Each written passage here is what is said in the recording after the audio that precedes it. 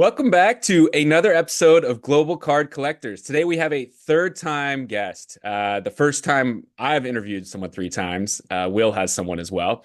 Jamie at Jamie UK Collector on Instagram. Jamie is his first name, of course. Welcome back to the show, Jamie. Awesome to be back, man.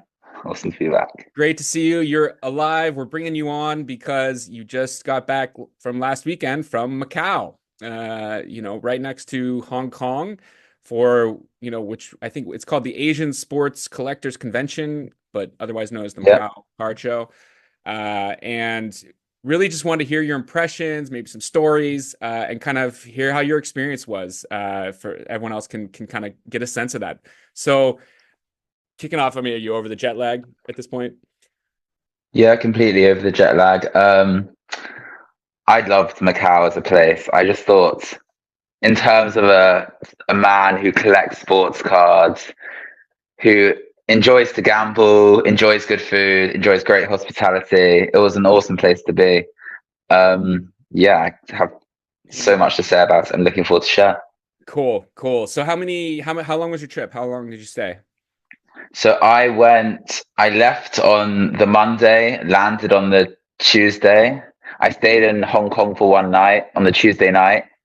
And then I got the ferry over on the Wednesday to Macau, which is like an hour's journey, super easy, super cheap. And from Wednesday to Monday, I was in Macau, and then I got the coach back on Monday from Macau to Hong Kong Airport, which is a direct coach. You only get off for customs. It's all pretty easy. And I flew back on late on Monday night and landed home very early Tuesday morning because the time difference, obviously, although it's a 14-hour flight, with the time difference, it's only like 6 hours. So I took off at 11:30. I landed at 5:30 in the morning. So it That's really that's wasn't a too bad. that's a solid itinerary just to come back. You only lose 6 hours on the way back. Yeah. And I've been to Hong Kong. Food, I just love the food. How's the food? In Macau, in Hong Kong, I went out to eat with a local card collector friend, and we went to one of his own restaurants, and it was pretty cool. Wow. We ate some Chinese barbecue, I think it was, and enjoyed that. And the food in Hong Kong, the food in Macau was just next level. You just had so much option. There was Western food, there was Asian food, there was high-end options, there was low-end options. Even I'd argue the McDonald's was 10 times better than anywhere I've been to at McDonald's in Europe. Like everything was just on the next level, to be honest. And I was completely amazed, and I really didn't know what to expect going into it, but I was definitely very pleasantly surprised. Awesome. My understanding is Macau is kind of like the Vegas of Asia or China, I guess. So from what I've heard, I'm going to Vegas actually in February, straight after Burbank, and I've never been to Vegas before. I'm going for my cousin's stag do.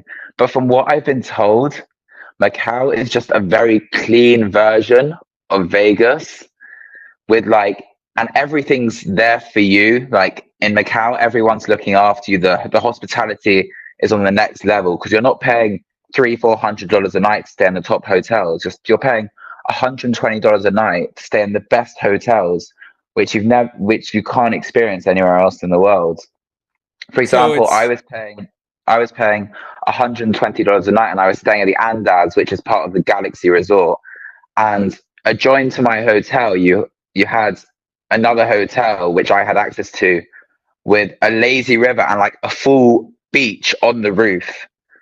So you had a beach on the roof with like a fully simulated ocean. Like there was people surfing on the roof in a wave pool, and there was a lazy river which took 40 minutes to get around with multiple different routes. So I was like, do I go this way? Do I go that way? How do I get back to my sunbed with my bags on and stuff like that? I was completely lost. It was just unbelievable. And like I said, everything felt so clean, which is always like a huge plus when you're traveling abroad. um so easy trip you described, and obviously comfortable, nice warm weather there, right? Break from us here in Yeah, the it was west and northern hemisphere. it was a little bit humid. I was walking to and from the show quite early in the morning, so I didn't have to experience that mid-afternoon heat. Um, but I would say it was pretty pleasant. I'd say like low 80s Fahrenheit for those who do Fahrenheit, like mid to high 20s for those who do Celsius. Just what a place! What a place! I wish I was there longer. Obviously, the flight is probably the worst part of it, being a 14-hour flight back. But even that wasn't too bad, apart from being very full. Like the flights were packed both ways, which I guess I should have expected for Hong Kong. Yeah, I mean, obviously major financial center and all that. So let's turn to the show. How many days was the show? And The show was only 3 days. It was the Friday, the Saturday, the Sunday. But I think that was for a foreign person, that was probably the best thing that could possibly happen, because it gives you the Thursday and the Friday, if you get there a few days early, to settle and completely relax. So the Wednesday and the Thursday. So by the Friday, I was completely ready for it. And so I got to the show, and I have to say, on the Friday, it was a little bit quiet, a little bit disappointing. People were probably gauging the whole show, seeing what was popular, but everything was pretty high priced on the first day, and it was quite hard to make deals on the first day.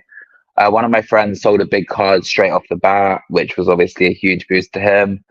I sold a couple cards on the first day, but it was really hard to buy anything on that first day. So I'd say in terms of the first day, it was pretty quiet. But the actual showroom, being in the Venetian, it was pretty national style showroom, basically like almost a very mini national, with like big corporate booths down the middle. You had eBay, you had Tops, you had Panini, all in the center of that room. Card Hobby obviously had quite a big presence, being it's basically their show. It's their home show for sure, and I believe they're one of the main organizers. And then you had hundreds so that was down the middle. You had hundred-ish like vendor tables for people like you and me on the right and left of that, and you had a football pitch at the back, which had like an exhibition game with like Rivaldo playing and like Pirlo playing, Zanetti playing, which I thought was a pretty cool touch. Like you never see football players playing at you never see soccer or football players at shows really in America, or especially not names that big, apart from Ronaldinho that one time, of course, with Golden. oh, so these are the real guys playing. The real you had them like playing little exhibition games with like Sure. local Asian teams, and that was like, I can't remember, but I think it was like a team from Shanghai, like a local five-a-side team from Shanghai was playing with Rivaldo, with like another team, and who was playing with Zanetti, and that was pretty cool. Although I didn't really sit, because again I was behind my table most of the time. But yeah, it was very tailored towards football/soccer fans, which is awesome. Although the show was majority basketball cards, I would say. Yeah, okay. So, well, I don't know. 70% basketball. I That's would interesting. say 60 to 70% basketball, 20 to 30% soccer, and the rest was other. There was a bit of TCG there. There was a bit of wax. There was a bit of NFL, but there was to be fair, the one thing I was surprised about is that a lot of people asked for like Asian baseball players, and no one really had any. So on the Saturday, I must have had like 3 requests for Otani cards, and obviously I don't have any baseballs. So I I think mean, what that was maybe one thing, that if people were bringing from America, maybe Otani might be a good thing to bring on the Saturday, especially on the Saturday. I was noticing a lot of like those everyday people rather than the dealers, because Friday was more of a dealer day. Going back to the Friday, it Mhm. was more of like a dealers dealing with dealers. So I guess people were still at work on the Friday, but Saturday was more like a main show day, where there was that. I'd say Saturday was the best day for most people. Because locals or visitors came in for Hong the Kong Saturday. locals, people coming Yeah. from China mainland for day trips. Even there was a few people from like Philippines, Singapore. A lot of vendors were from Thailand. You have like people like the Cardster, who I'm sure a lot of people have heard of. Mhm. But a lot of people from Thailand vending, which was interesting. Sunday, I actually had my best day because you had lots of people coming around to buy because I guess on Sunday people realized, hang on, the prices have been quite high. I need to buy something from this show. I haven't got anything to show from it. So I sold like the most amount of cards for me was on Sunday. Good. And then I also bought and sold a couple of the same cards. Like, for example, I bought a Steph Curry autograph of someone that approached me, and I sold it to someone who came round like an hour later. But even though, because I didn't really want to take a basketball card home because it's not really for me. So there were opportunities if you wanted to flip stuff, but it was hard. It was very hard. I would So say, go go on. ahead. No, you go ahead. Okay. So I would say for me, I would definitely vend again. I would definitely share the same double booth that I had with my friends. But the actual place was like number one ahead of the show. Like I would go back for a holiday without the show going on because it was just like the hospitality, the food, like it was unreal. The hotel rooms were unreal, and it just wasn't expensive.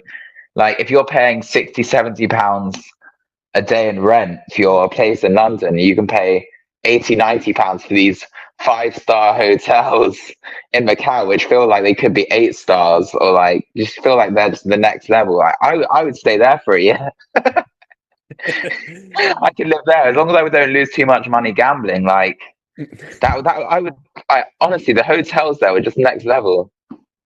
That's amazing. Yeah, I mean, just I mean, Asian hospitality and Yeah, sense of, calm and I can imagine, just they do service better. Like, I'm sorry, like it's a little bit yeah, 100%. It cultural, feels like but we're getting ripped off in the West. I agree. I agree. So yeah, I mean, I think I know like LA, the Burbank show, they're trying to make that into kind of, you bring your family, they can go to Disneyland, you Yeah, can I would go to the card say show. being in Macau, it's really tough to make it a family show because, as much as I hate to say it, Macau is definitely a place designed for men. Like everyone in Asia says it. It's Vegas on steroids. That's what it is. It's was it a men's? A few people were referring it's a few Chinese people were saying it's a men's paradise in Asia. Like it's like if you like it's gambling, it's drinking, it's eating, it's. Although I will say that not a lot of Asian people were drinking while they were gambling, which I found a very interesting cultural difference because I know in England people go to the casino to drink and gamble, but in America it was all smoking cigarettes and gambling. And they had like it was quite nice because in Vegas I think you were allowed to smoke in the casinos, whereas in Macau they have like these little ventilator rooms in the middle of the casinos that you walk into. So the actual casinos did not smell of cigarettes and they were smelled very clean. But they had these like ventilator rooms in the middle of the casinos where you could go into and Chinese people were smoking cigarettes in the middle of these glass rooms in the middle of the casinos. And outside of these glass rooms obviously doesn't smell cigarettes because they're ventilated in the middle of the casinos. Yeah, So they didn't have to leave the casinos to smoke their cigarettes, which I guess is the whole point of them. They can keep them all in the gambling moods and just keep totally. them in the mindsets, make sure they stay with it. That's interesting. Yeah, I mean, it sounds like those airport rooms, like Vegas, I think has Exactly. banned. That's exactly what it's like, but you Yeah. wouldn't expect them in a casino. Last time I was in Vegas, you could not smoke on the floor. Okay. But yeah, I mean, Americans just kind of make you go outside. I was just in Europa Park in Germany, for instance, Yeah. and you can just smoke anywhere except like in the waiting for the rides. Whereas in Disneyland, you cannot smoke Yeah, anywhere in the park, yeah, anywhere. Disneyland, they're very strict. I think Disneyland, they're Yeah. very strict, but I think that's a good thing, especially around kids. Yeah. Yeah, but I mean, I guess I'm a little biased. I smoke, so I kind of You're wanted not, my yeah. smoking space. You can create a smoking space for foreigners who are used to this kind of stuff. I'm not a What I foreigner in found this, but interesting was that I know in Hong Kong you're not allowed. I know this is a very smoking. We should like we don't really need to talk about smoking, but I know that in Hong Kong, electronic cigarettes are illegal. interesting. But in Macau, everyone was using vapes. I was like, wait, how does everyone have like a vape when when both in China and Hong Kong, electronic cigarettes are illegal. Like, what's going on here? That's interesting. A question I can't Yeah. answer. Yeah. No idea. Any so back to cards. Any Back to cards. like stories stick out to you? So I would say the first card that my friend sold was a flawless Ronaldo. So obviously that says a lot about the type of thing they're buying. And the first card I sold was a Panini Calcio Rivaldo autograph from 2003, which I really didn't want to sell, but I actually know a few people out there who collect a lot of cool pre-modern stuff, and he got Rivaldo to sign the slab, which I thought was very cool. He was already had an autograph on the inside of the card, but then he got Rivaldo to actually sign the slab as well, which I think like shows how like they are true collectors out there, right? Because you don't get Rivaldo to sign the slab if you're going to sell the slab. Like, was there a label on it that he used for it, or No, he just got Rivaldo to sign the slab in a paint pen. a paint pen? Okay, interesting. Over the card. It looked pretty cool. It looked really cool, but you're not going to do that if you're selling the card, are you? No, no. But And it's a I did notice, like, for a lot of stuff, it's very collector based and not flipper based. And one key difference about the American market to the Caucasian market, or let's call it the Macau Asian market, Caucasian market. I don't actually know what it's called when you're from Macau, but Ronaldo, Messi, Ronaldo, Messi. They love Ronaldo. Ronaldo is ahead of Messi there. I don't know. Yeah, that makes me a little pleased, as you know, probably. But Of course, yeah, of course it does. But it's nice to know that the gap is bridged somewhere. You know what I mean? Because the gap is very big in America, and maybe some people believe they shouldn't be far apart. Some people do believe because of the World Cup. But in Asia, there's way higher demand for Ronaldo than there is Messi. interesting.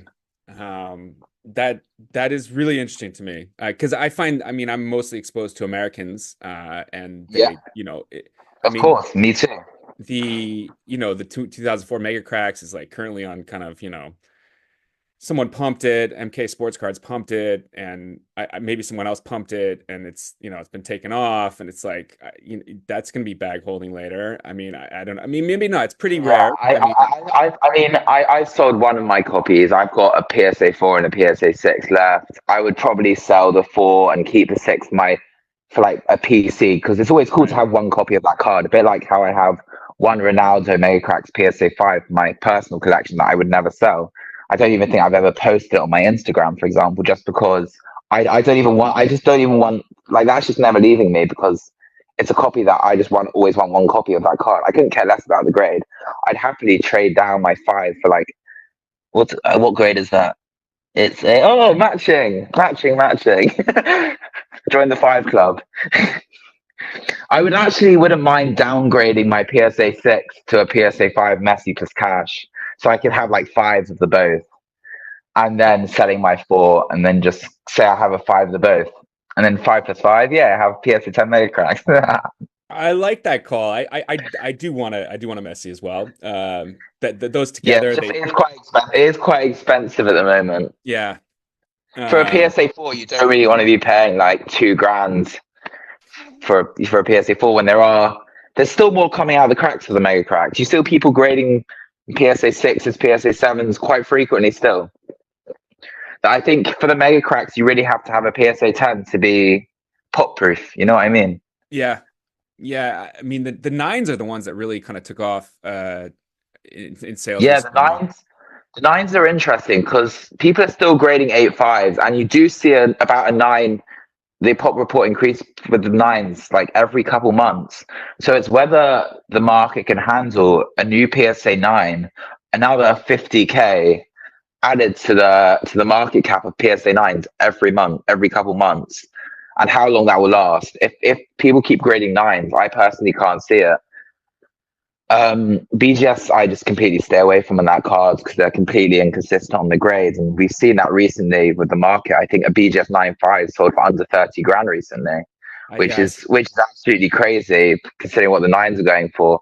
and just shows the way people are like gravitating away from BGS on the pre-modern cards. Yeah, yeah, that is interesting, and of course you notice it in other cards too. I guess the But I Ronaldo think it yeah. hits in pre-modern more than anything else because Okay. people saw what happened with the fake. I don't know if you remember the footable stickers, the fakes that BGS were grading maybe back in, they were grading them back in like 2020, 2019, 2018. They all came to market in like 2020, 2021, 2022. You saw tons of like Ronaldo football stickers with borders that thin when they should be that thin, you know, they should have had like, it was obvious. Mm-hmm. And yet BGS was still grading them. At one point, I think you even saw a BGS 10 with borders about a millimeter thin. You're like, how the hell have BGS graded that? Like, what is going on here? And I think that's probably part of that has carried over to the cards from the same eras. But also, of course, then you also have the general trends of PSA just going up and BGS just slowly declining. And then even more recently, I would say SGC have completely fallen off the map since PSA have bought them out. Like, whereas the SGC brand's value is nowhere to be seen. Okay, I Like hadn't noticed that. Yeah. you might as well have a Raw compared to an SGC 9.5. Like Raw and SGC 9.5. Unless you have an SGC 10, is there any point having any SGC? That's what you've got to ask yourself. Look at the prices and ask yourself that. Because I mean, people, even the Asian guys didn't want to touch SGC, for example. And then you look at the comps and you see SGC 9s selling for less than Raw. So for a 9 to be like, it's one thing with PSA 9s selling for similar to Raw, but for a 9 to be selling for less than Raw, it's like, oh my God, why am I even grading? Why am I paying for their services? They should be paying me. Yeah, just to market them around. It's true. Yeah. So maybe you know, if there are cards you don't mind raw, or you know, you could track. I mean, SGC's copies are. I mean, I generally trust them. I can't think of, you know, I trust them. I yeah. mean, I trust them, but you do get some dodgy corner grades with them. Like you see SGC 9s with corner grades that could be PSA 7s. Okay. And you also see them occasionally missing like surface stuff. But it's just like, if I would say, if you don't think it's going to get a PSA 10, you grade with BGS, hoping it's going to get a BGS 9.5. If it's not going to get a BGS 9.5 or a PSA 10, then you shouldn't grade ultra modern. Like, what's the point in grading ultra modern? You're just going to lose money. With modern stuff, it's a bit different because obviously you have mega cracks where you can afford to get like PSA 6s, PSA 7s, because you're going to grade them anyway to add value for authentication and grade. But if you're someone who, I don't particularly dabble in ultra modern, but I do notice the prices, and you see like there's no point grading ultra modern if your stuff's not going to at least have a chance of getting a PSA 10. Because okay, you get stuck with a PSA 9, you're probably breaking even on after your grading fee on ultra modern, but you're not losing money and you have a chance at the PSA 10. But what is the point of grading if you haven't got a chance at a PSA 10 on ultra modern? Yeah, At least a yeah, chance. I agree. No, it makes total sense. So Ronaldo is above Messi. We got sidetracked from that. I guess in In my Ronaldo, I wouldn't say Ronaldo is above Messi in general, but Ronaldo in Macau yeah. was definitely in much higher demand than Messi. Okay. Going back to Macau, I would say that on the Friday and probably Saturday morning in particular, the pricing was very high. Like everyone was like, some people, I like to price my stuff 20% above comps, and then gives me room to negotiate to be at comps when I sell. But like some of these guys were like 2 or 3x comps. And then some of these guys were like with Ronaldo flawless or Messi flawlesses, they had them on their table without prices. They'd just be like, give me an offer. And at that point, I just walk away. As soon as someone says, give me an offer with no price, I literally, they're out. They're gone. I walk away. I don't even bother. Unless it's a card I need for a set, I'm out of there. Yeah. Like, there's just no point. Because if they're not putting a price on, you just know it's going to be stupidly unreasonable. Especially in Macau, I think. Because you can just tell that they just were there to try and get you. Yeah, But then I mean, by Sunday morning, I would say people just had the mindset just completely switched. I think some people would realize, hang on, I paid $1,000 for my table. I need to get out of my table. I haven't sold anything. So like, so I mean, people's prices change, and suddenly people were more willing to work with you. People were walking up to your booth with a few cards. Like I mentioned, I bought a Steph Curry autograph that walked up to my, because I wasn't buying any, I hadn't managed to buy much all weekend. So I ended up buying a Steph Curry autograph for $1,450 that walked up to my table that comps for 1,650. I was like, okay, I can move that. I can probably find someone. And by the end of the show, I'd sold it for $1,650. So I made like a couple $100 on it. So I was pretty happy with that. I'm not going to complain. definitely. But on Sunday there was opportunities to buy a little bit more because people were like wanted to actually do something on the weekend. They didn't just want to go to this card show in Macau and come out with nothing. Yeah, just be a museum for 3 days or whatever. Exactly. But I would say by Sunday, I think a lot of Americans, I'm not saying bad things about them, but a lot of them came with high expectations, hoping to buy really cool stuff at fair prices. And if you're hoping to buy cool stuff at fair prices, you can buy them at high prices. If you can't buy cool stuff at fair prices, people don't want to sell the best stuff at a fair price because they'd rather send them to Golden or to some crazy auction and get a premium on them because they know if they have the best cards are the ones that do the best when they come. The rare stuff is the stuff that everyone wants. So why is everyone going to be super fair on that when there's a good chance it could get into some crazy bidding war and go for 20 to 30% over market value? Why would they sell it to you at a fair price when all you're trying to do is sell it on for a 20 to 30% premium as well? Yeah, exactly. I know. When people So want, yeah, exactly. so I was doing a deal where I sold her upper deck Cristiano Ronaldo, the Reds out of 325, 2004, this kind of like the second year upper deck SP Reds. I sold one of those for like $950 in a PSA 9, which is a pretty fair price. Like they comp around 900 to 950, but the guy didn't have cash. So, and he was like, "Oh, where can I get cash?" Because I didn't really want. He only had RMB, which is Chinese yuan, I think. I didn't really want Chinese yuan because I couldn't even spend that in Hong Kong. I couldn't spend that in Macau because they only accept the Macanese, whatever it is, and the Hong Kong dollar. So I Gotcha. was like, "No, I don't want your." So he had to go to the cash point, and the cash point was about a 10-minute walk through the Venetian inside the casino. And he's like, "Can you come with me to the cash point?" So I went with him to the cash point and we walked 10 minutes to the casino. And all the Americans were already in the casino during the show or about 1 p.m. because I think they were so fed up with not being able to buy anything. They were just sitting by the roulette tables by like 1, 2 p.m. The show only started, bear in mind, the show was the late start because they wanted people to have good evenings the night before. So the show was a 12 till 8 show. Like it was a midday till 8 p.m. show, which I thought Interesting. was absolutely brilliant. Mhm. That's probably one of the biggest yeses to ASCC that was like brilliant because it means you could enjoy the night before, go spend till 1, 2, 3 a.m. in the casino and have good food and enjoy the night, and then still have a proper sleep, not be exhausted the next day, get to the show for midday easy. So these guys were already in the casino. These American buyers were already in the casinos by like 1, 2 p.m. So that's an hour into the show. I was Interesting. walking through to the ATM with this guy, and you saw all these like familiar faces who were like big buyers, who I would consider big buyers. So I don't think they had a lot of these American guys had a super successful show, but yeah, it's just interesting to see that these guys are in the casino like an hour or two into the show. Yeah, I mean, it's a work trip and, but maybe Yeah, I think well, the everyone prices was. were too high. I do think everyone enjoyed them. I think everyone enjoyed themselves, Good. despite the show being unsuccessful. Some more successful for others.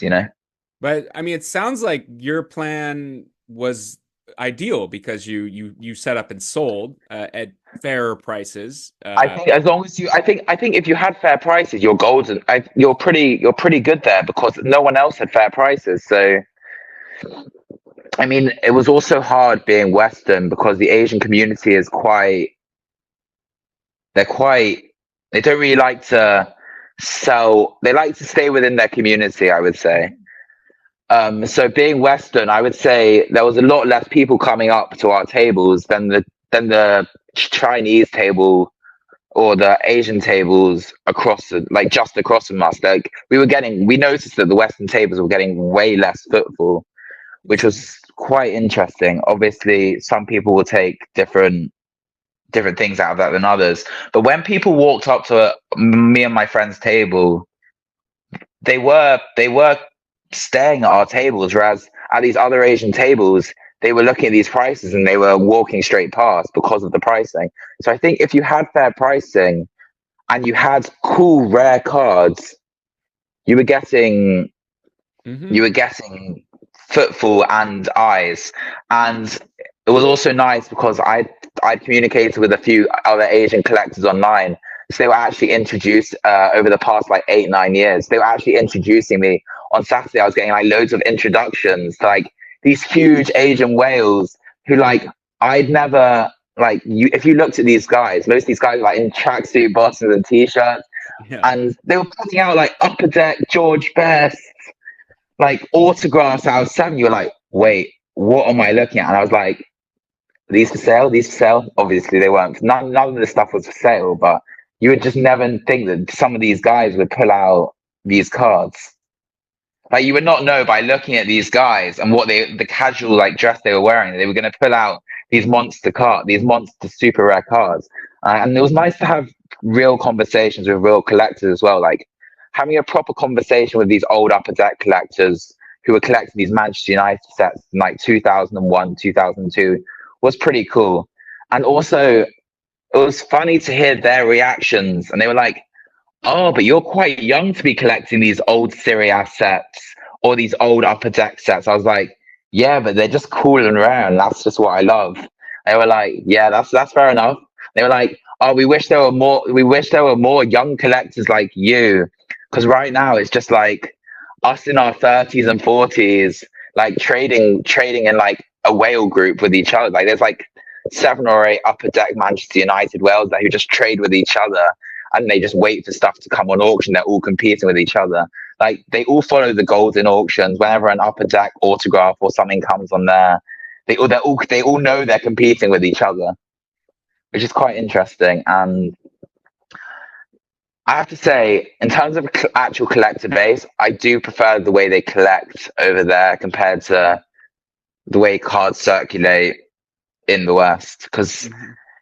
it feels like cards travel way more frequently between people in the West, whereas in Asia, when something's in their PC, like that Rivaldo autograph card I sold, which I slightly regret because I'm never going to see it again. It's out of 100. It's a 2003 Rivaldo Panini autograph. Like that's never leaving his collection. This guy was like he's a Bitcoin trader. Like full time, he works for a company. He's a Bitcoin trader. He's in his early to mid 30s. And when he was collecting these cards back when he was 17, 18, like these upper deck Manchester United cards, buying them for like 300-400 bucks. And now they're obviously crazy. But this like that's never leaving his collection. These guys have too much money to ever let them leave their collection at this point. They have no reason to sell. Like I was speaking with a Manchester United collector from Australia. You obviously, I think you know him. I think it's Sports Cards Collection Oz or something like that. Sports. I can't Yeah, remember his username, but yeah. we were both. He was like, "Oh, did you meet this guy?" And I was like, "Yes, I met him." And he had like 6 George Best Beckham dual autographs. And he was like, he's like, "Oh, is he going to sell any of them?" I was like, "No, he never wants to sell them. He's trying to have the full set of every single one, and he has no int. He doesn't even want to put a price on them." And I had my George Best Dennis Lord card on my table, which is one of my coolest cards, one of my rarest cards, and I had it on there for a stupid price because I didn't want to sell. I had it up for like I don't know, like 15K just in case. And even though it had a stupid price tag on, like, because I didn't want to sell it, like, that was probably one of the most, like, the cards I had the most questions on. Like, had an Okay. offer for like 8K on it, which is pretty fair. Like, that's still a pretty fair offer. But I had no interest in selling it. But that was, I don't know. It was interesting to know that rather than a Messi World Cup Prism autograph, like it was the old stuff that they were looking at. And that was my Interesting. only card from that set. And I wasn't even trying to sell it. But it's just interesting to see what they actually collect, the rare stuff. And also like stuff like one of ones from like older sets. Like I don't really have that many, but if you had, let's say, a 2017 select one of one of a really specific player like Griezmann or Dybala, or obviously if you have a Ronaldo or Golden, but even like a Griezmann or Dybala, that is a really sought after card there. Just because there's so many specific player collectors, and when you have a one of one from a key set, they want it and it will sell. If you have very specific cards for very specific collector bases, they will sell. Interesting. So hard to sum it up, but that's It's really, yeah, it was really, it's just like a, like I would say if like you're to go next year, I would first, like if someone was, if a random watcher, a random viewer of your podcast was to go next year, I'd say first year just get a feel for it, have a good time in Macau, really enjoy yourself. It's not expensive.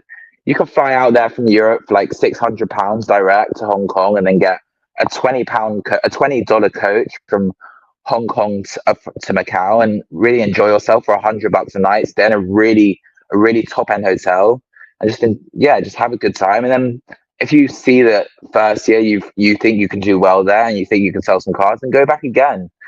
It's just like an amazing place to visit, like really unreal. But I think if you have really niche specific collector cards, that is the place to go and take them.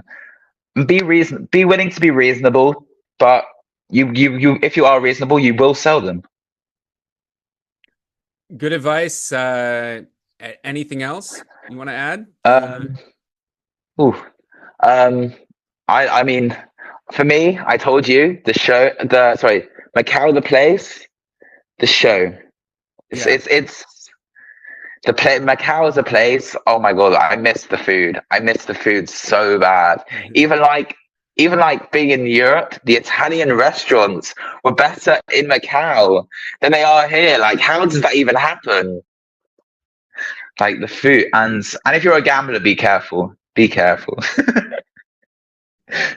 Yeah, we are all kind of a bit of a gambling. I feel like, yeah, it's a very gambly community, but you can definitely get caught up there if you want to. If you start gambling, set a limit. When the Set a fun budget. stops, stop. Yes, walk away, walk away. Yeah, It's just like cards. Walk away when you have to. the slots there are nuts, though. Well, let's leave it there. That was a great recap, Jamie. Thanks so much for coming on and share it. Yeah, it's always awesome to talk. I'm sorry if I was like jumping around all over the place. Maybe, I mean, I didn't even talk about the Sunday. The Sunday at the end. Yeah. Let's going back to it. The Sunday. It was really interesting. So the last 2 hours of the Sunday was probably my favorite part of the show. We'll end it at the end of the show. Perfect. So on the Sunday, I personally love the Sunday because you had all these suppliers of like top loaders, mags, sleeves, card savers, like Chinese licensed products, like a company called Card Fun who have like the Disney license for China. All these companies were coming around handing out like free samples. So like I must have got like 6 or 7 boxes of card savers. And I had to bring an empty suitcase because I packed my suitcase full of card savers, which are hard to get in the UK for reasonable price.